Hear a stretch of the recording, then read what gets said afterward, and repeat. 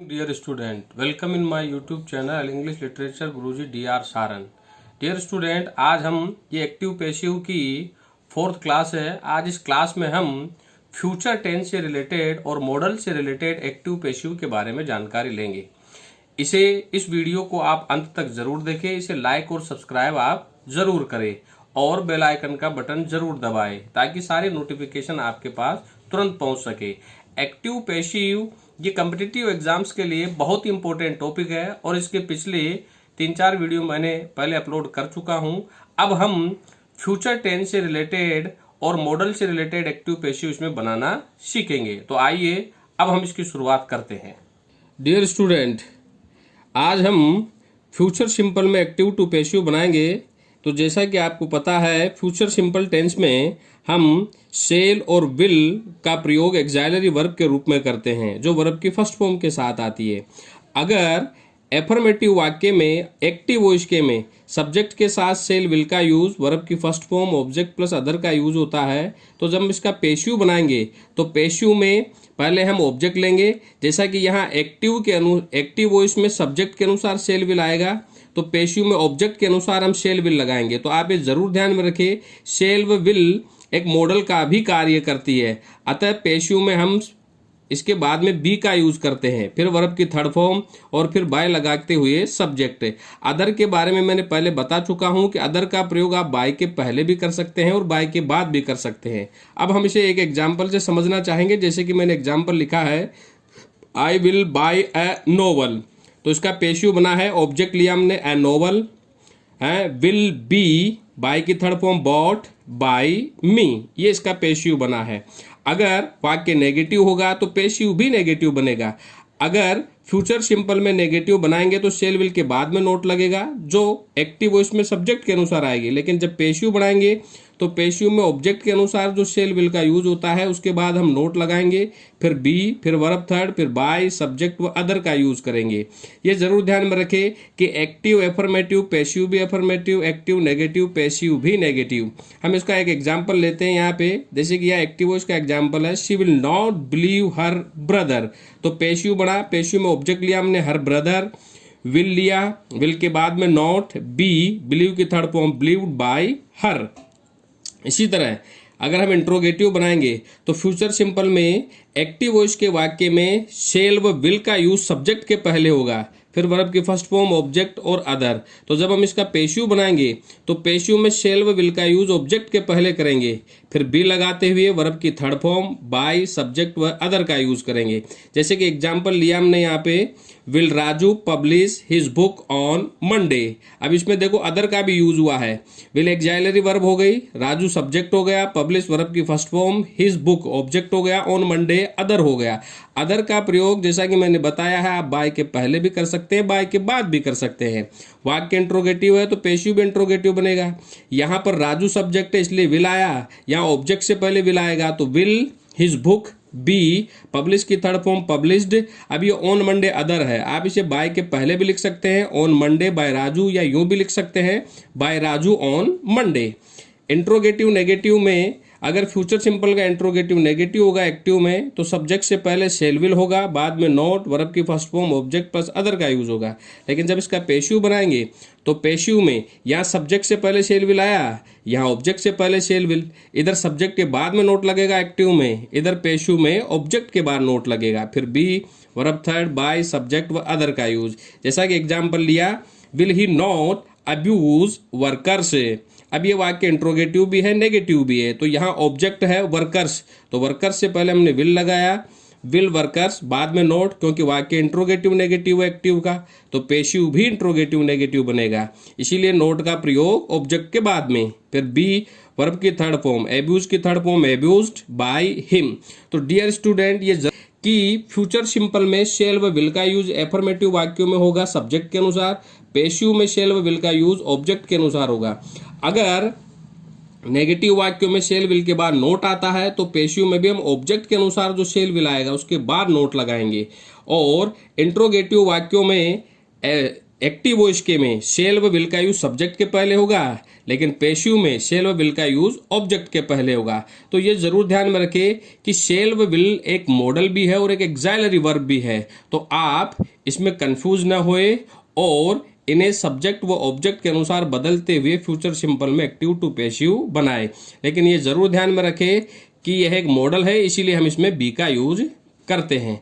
अब हम चलते हैं फ्यूचर कंटिन्यूस टेंस में हम एक्टिव टू पैसिव नहीं बनाते हैं, अब हम फ्यूचर परफेक्ट टेंस में एक्टिव टू पैसिव बनाएंगे। Dear student, future perfect tense में हेल्पिंग वर्ब एक्साइलरी वर्ब के रूप में shall will have will have verb की third form object plus other का यूज होता है। एक्टिव वॉइस के वाक्य में शेल हैव विल हैव का यूज सब्जेक्ट के अनुसार होगा, लेकिन पैसिव में ऑब्जेक्ट के अनुसार हम शेल हैव व विल हैव के बाद में बीन, फिर वर्ब की थर्ड फॉर्म, फिर अदर आप बाय के पहले भी लिख सकते हैं, बाय के बाद भी बाय, और फिर सब्जेक्ट का यूज करोगे। स्टूडेंट ये जरूर ध्यान में रखिएगा, मैंने पहले भी बताया है कि एक्टिव वॉइस में आईएनजी आता है तो पैसिव में बीइंग लगाते हैं, और यदि थर्ड फॉर्म आती है तो बीन लगाते हैं, चाहे वो प्रेजेंट परफेक्ट हो, चाहे वो पास्ट परफेक्ट हो, चाहे वो फ्यूचर परफेक्ट हो, इनमें हम पैसिव वॉइस में बीन का यूज करते हैं। तो हम इसे एक एग्जाम्पल से समझना चाहेंगे, जैसे कि मैंने एग्जाम्पल दिया यहाँ पे, Suresh will have finished his project. तो यहाँ पे सुरेश सब्जेक्ट है, विल हैव एक्साइलरी वर्ब आ गई, फिनिश्ड वर्ब की थर्ड फॉर्म आ गई, हिज प्रोजेक्ट ऑब्जेक्ट आ गया। अब पैसिव में पहले ऑब्जेक्ट लिखेंगे तो हिज प्रोजेक्ट ऑब्जेक्ट के रूप में आ गया, यहाँ विल हैव सब्जेक्ट के अनुसार आया, यहाँ पर विल हैव ऑब्जेक्ट के अनुसार, और फिर बाद में बीन का यूज करेंगे। फिनिश्ड थर्ड फॉर्म आ गई, फिर बाय लगा के सब्जेक्ट लिखेंगे हम, जो सब्जेक्ट है सुरेश। तो इस तरह से active to passive future perfect tense में इस तरह से हम बनाएंगे। लेकिन अगर एक्टिव वॉइस का वाक्य फ्यूचर परफेक्ट में नेगेटिव होता है तो पैसिव भी नेगेटिव बनेगा। यहाँ के एक्टिव वॉइस में फ्यूचर परफेक्ट में हम शेल विल के बाद नोट लगाएंगे, फिर हैव वर्ब की थर्ड फॉर्म ऑब्जेक्ट व अदर का यूज करेंगे। लेकिन जब हम इसका पैसिव बनाएंगे तो पैसिव में ऑब्जेक्ट के अनुसार जो शेल विल आएगा उसके बाद नोट, फिर हैव, फिर बीन, वर्ब की थर्ड फॉर्म, बाय, सब्जेक्ट व अदर का यूज करेंगे। जैसे कि आप इसे एक एग्जाम्पल से समझिए, मैंने लिखा है we shall not have informed him about his result. अब यहाँ पे स्टूडेंट जरा ध्यान में रखिएगा, वी सब्जेक्ट है, शेल नॉट हैव ये एक्साइलरी वर्ब आ गई, इन्फॉर्म्ड वर्ब की थर्ड फॉर्म आ गई, हिम ऑब्जेक्ट है, अबाउट हिज रिजल्ट ये अदर है। तो हम पहले ऑब्जेक्ट लेंगे इसका, तो हिम है यहाँ पे, या आप हिज रिजल्ट से भी इसका पैसिव बना सकते हैं। अब अगर ही से हिम से इसका पैसिव बनाएंगे अपन, तो हिम से अगर हम इसका पैसिव बनाएंगे तो इसका पैसिव कैसे बनेगा जरा ध्यान दीजिएगा।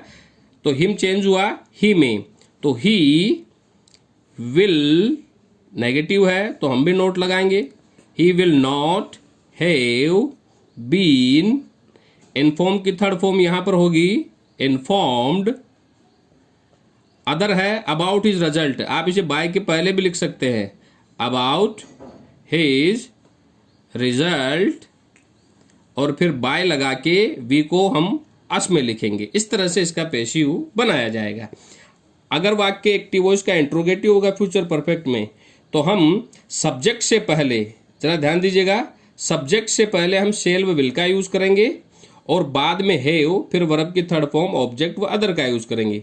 लेकिन जब पैसिव बनाएंगे तो शेल व विल ऑब्जेक्ट के पहले आएगा, फिर हैव, बीन, वर्ब की थर्ड फॉर्म, बाय, सब्जेक्ट व अदर का यूज करेंगे। जैसा कि एग्जांपल लिया है यहाँ पे, will the elephant have damaged our home. तो यहाँ पर जब पैसिव बनाएंगे तो आवर होम यहाँ पर ऑब्जेक्ट है तो विल का यूज पहले होगा, will our home have been damaged by the elephant. तो इस तरह से इसका इंट्रोगेटिव में पैसिव बनाया जाएगा। लेकिन अगर फ्यूचर परफेक्ट में एक्टिव वॉइस का वाक्य अगर इंट्रोगेटिव नेगेटिव होगा तो हम उसका पैसिव भी इंट्रोगेटिव नेगेटिव में ही बनाएंगे। जैसे कि मैं यहाँ पर इसका पैटर्न लिखना चाहूँगा, अगर इंट्रोगेटिव नेगेटिव होगा फ्यूचर परफेक्ट में तो शेल विल का यूज सब्जेक्ट के पहले होगा, और नेगेटिव बनाएंगे तो नोट लगाएंगे, फिर हैव, फिर वर्ब की थर्ड फॉर्म, और फिर ऑब्जेक्ट, और फिर अदर का यूज। लेकिन जब इसका पैसिव बनाएंगे तो डियर स्टूडेंट या सब्जेक्ट के अनुसार शेल विल, यहां ऑब्जेक्ट के अनुसार शेल विल आएगा, और फिर बाद में, अब चूंकि इंट्रोगेटिव नेगेटिव है तो यहां भी आप नोट लगाइए, फिर बाद में हैव बीन, वर्ब थर्ड, फिर बाय लगा के सब्जेक्ट, और लास्ट में अदर का यूज। जैसा कि मैंने एग्जाम्पल दिया है यहाँ पे, will my friends not have arrange A party on Raju's birthday. तो डियर स्टूडेंट, हम इसका पेशिव बनाएंगे तो यहाँ पर ए पार्टी ऑब्जेक्ट है, तो यहाँ पर विल पहले आएगा क्योंकि वाक्य एक्टिव उसका इंट्रोगेटिव नेगेटिव है। तो ए पार्टी से पहले विल, बाद में नॉट, फिर बाद में हैव, बीन, अरेंज की third form arrange, on Raju's birthday bye my friends. तो इस तरह से एक्टिव टू जब पेशिव बनाएंगे हम फ्यूचर परफेक्ट में, तो हम शेल व विल का यूज इंट्रोगेटिव नेगेटिव वाक्यों में एक्टिव वॉइस में पहले करेंगे सब्जेक्ट के, बाद में नोट। तो पेशिव में शेल व विल का यूज ऑब्जेक्ट के पहले, बाद में नोट का यूज करेंगे। तो आप ये जरूर ध्यान में रखें कि फ्यूचर परफेक्ट टेंस में हेल्पिंग वर्ब के रूप में शेल हैव विल हैव का यूज एक्टिव वॉइस में सब्जेक्ट के अनुसार होगा, और पेशिव में शेल हैव विल हैव का यूज ऑब्जेक्ट के अनुसार होगा। और जैसा कि मैंने बता रखा है, आईएनजी होता है तो बीइंग आता है, थर्ड फॉर्म होती है तो बीन आता है, और हेल्पिंग वर्ब मॉडल्स होती है तो बी का यूज करते हैं। तो इस तरह से फ्यूचर परफेक्ट टेंस में एक्टिव टू पेशिव बनाया जाता है।